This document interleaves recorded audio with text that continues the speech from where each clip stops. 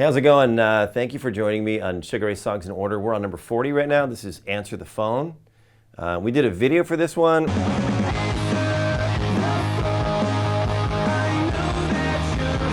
Super fun song. Great song live for years. It's still played to this day. I think Mark and Rodney are still playing it live. It was a song I wrote the music for, and it was a very simple chord progression that I want to explain something to. It's a really... That's the intro. You cut it in half. But the riff stays longer in each note when it comes in. Then you stay longer. So the chord progression I want to explain is a little bit similar to another famous song.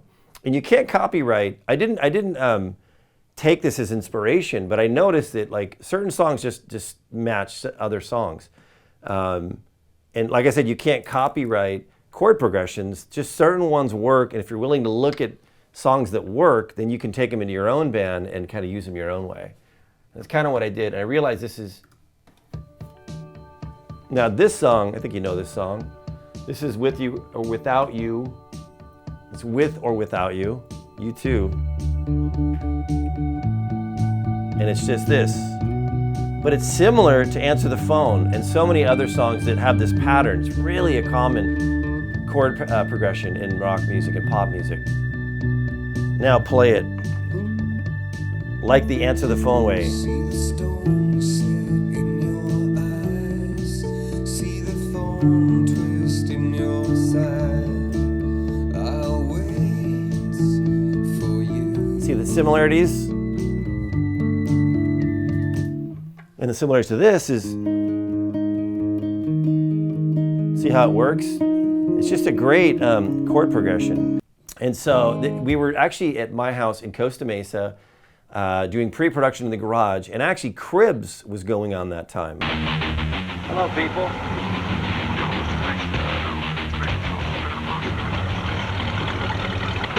How's it going? I'm Murphy from Sugar Ray, and this is my house. We're here having a barbecue, just writing some songs. And I'll invite you in if you want to come in a sec. I believe it was this record came out, it was probably 1999 or 2000 this song was written. And we were doing pre-production, as I said, in the garage, and Cribs contacted us. They wanted to come down and follow Mark around and you know, do that. And he goes, no, I don't want them to come to my place. And so he said, will they come to yours? Because we were doing pre-production. We're like, yeah, let's do it. This was before people knew that Cribs turned into like this giant like mansion show-off thing. Nobody knew what it was because it was the first season. So we heard it, Cribs, okay, sure, yeah. And so they came, and I said one thing though, Mark, when they come, everybody's got to host it with me. I want the whole band to kind of like, let's co-host this thing. So the day the camera showed up, everybody just went, Phoot! They just split, and they're like, you host. But it was mellow, it was easy. I jumped in the pool with my dog. I like walked around and said, here's my tiny kitchen. This is my kitchen here. And here's my tiny bathroom. Here's my bedroom. My bedroom, it's pretty boring, but my girlfriend decorated it, so it's nice. Here's the living room. That's all you got. So anyways, it was written with Steve Gallagher, who was our longtime engineer and knows many, many stories of our band and how things were written and all the things that went down before social media. Anyway, so let's play the demo for it and listen to that. Now here's the demo.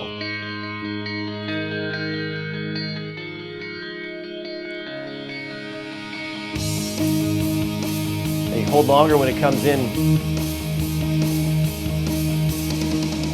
This is Steve playing drums and me on bass and guitar. And I would purposely not have second guitar came in. Kind of rolled that, and I figured if Mark played guitar live, that would be him there.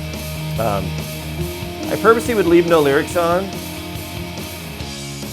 Hear that? We aced that for the record. We just kept it. Don Gilmore, our producer, said, no, let's just not do that stop. Let's just keep going through. And this is just bass with like a flanger on it and the drums. No guitar over it right here. On the record, we added guitar here. But I would deliver song or music, song ideas, you know, all the way through, but with no vocals on it to kind of like not cloud what they might hear over this when it's just like this. Guitar, the high part, this one. Again, repeating that high thing. I love that oblique motion where the one thing stays the same and the bass note is moving.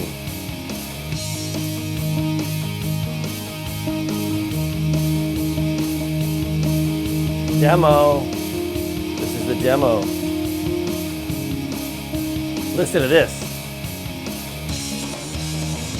We killed this.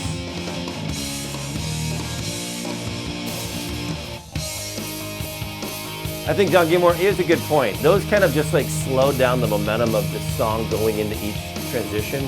A lot of times, you don't need a big, filly, heavy part to just go to another section. The more professional thing to do is just to go right, just go into it.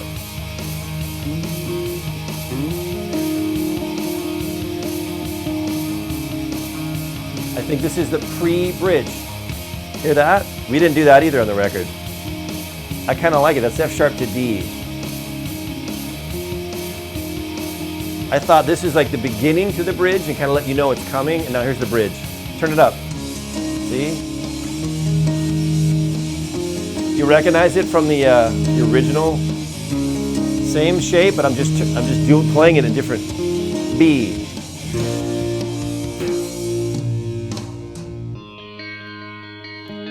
And for this one, I thought it'd be cool to have like the drums build, you know, like cliche thing. I think what we wound up doing was probably better, but it's always cool to hear a drum fill. So here's Steve playing this. Hear it?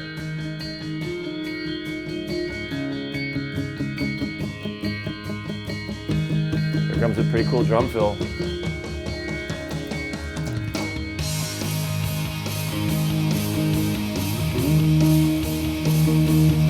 Just power chords.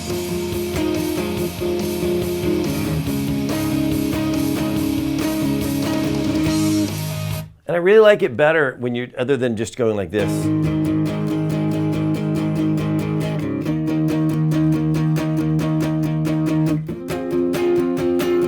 Instead of playing the full chords, that kind of like this made up thing. Oops. This. I like that D better than that, don't you? That D. Because it's still representing that high part up here that is the answer the phone trademark sound than this. So sometimes when you're songwriting, it's cool to just invent a way to do a chord that just sounds cool to you and you don't have to worry about the theory behind it. Use your ears. All right, so that, and then it just fades to the end. And so let's switch to bass right now. Here we go. And same way. It comes in heavy after this short little bit right here. It's a good guitar sound.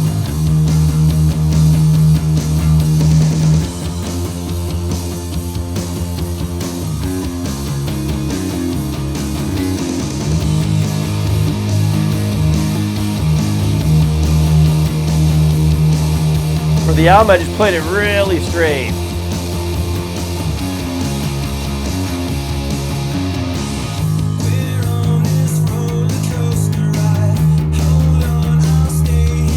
Live, I might add a little bit of flavor. Let's say flavor.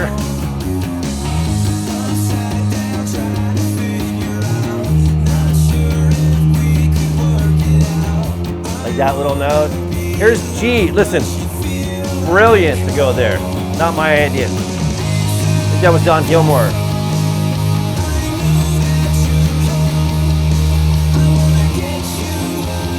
I want to just like solo all over this.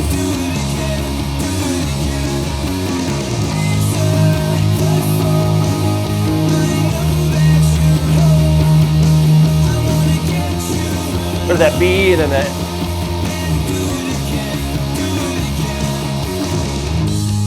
I usually go to the high A right here and wait to save the low A for the chorus.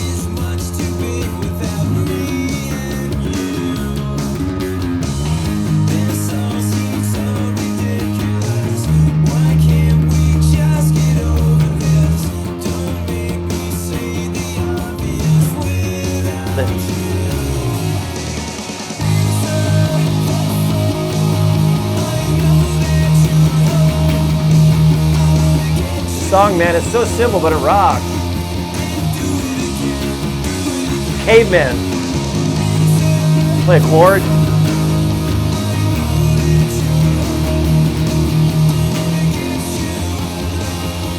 E. That's the change we did going into the bridge.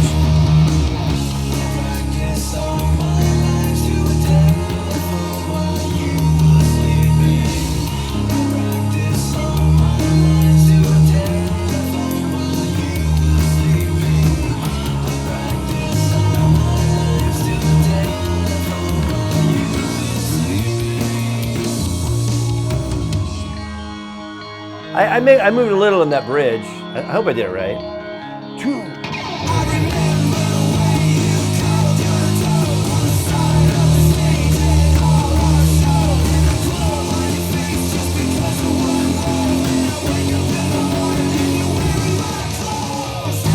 We did a break right there where I did that little break.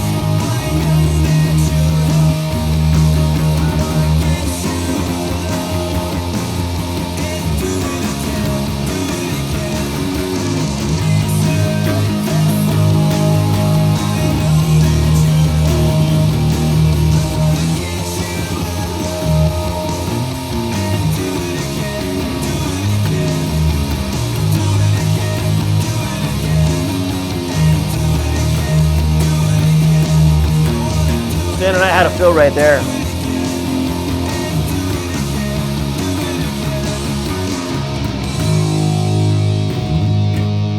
Love that song, man.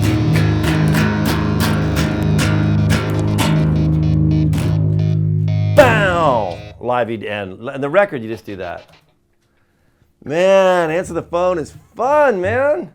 That's what I tell kids all the time who are learning guitar, who want to learn like really fancy parts. I'm like, study the Ramones, study the Kinks, you know, like just study basic stuff, just hammering away. There's something genius to, I'm not saying Answer the Phone is genius, but I'm saying the feeling I get from playing something simple is great. We can't all be, hardly none of us can be John Lennon's and Paul McCartney's and even Billy Joe Armstrong's, who, you know, writes full records. And just be simple.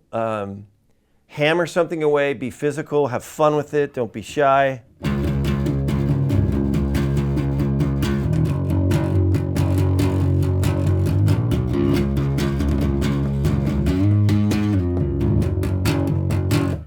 That's just D to G with a little bit of energy. So anything you want to do, keep it simple, have fun with it. And that's the best thing, you know, just enjoy yourself, have a great time.